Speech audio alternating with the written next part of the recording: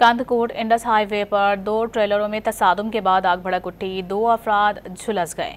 हादसा Indus highway Kohinoor flour mill के मकाम पर पेश आया, जहां आमने सामने से आने वाले 2 ट्रेलर आपस में ही टकरा गए। हादसे के बाद दोनों ट्रेलरों में आग भड़क उठी। आग से झुलसकर 2 अफराद जख्मी हो गए, जिन्हें तशवीशनाक हालत में सखर रेफर किया गया। कांदकोट इंडस हाईवे पर 2 ट्रेलरों में तसादुम के बाद आग भड़क उठी, 2 अफराद झुलस गए। हादसा Indus highway Kohinoor flour mill के मकाम पर पेश आया, जहां आमने सामने से आने वाले 2 ट्रेलर आपस में ही टकरा गए। हादसे के बाद दोनों ट्रेलरों में आग भड़क उठी। आग से झुलसकर 2 अफराद जख्मी हो गए, जिन्हें तशवीशनाक हालत में सखर रेफर किया गया। कांदकोट इंडस हाईवे पर 2 ट्रेलरों में तसादुम के बाद आग भड़क उठी, 2 अफराद झुलस गए।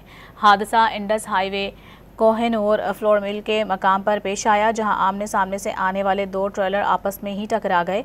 हादसे के बाद दोनों ट्रेलरों में आग भड़क उठी। आग से झुलसकर 2 अफराद जख्मी हो गए, जिन्हें तशवीशनाक हालत में सखर रेफर किया गया।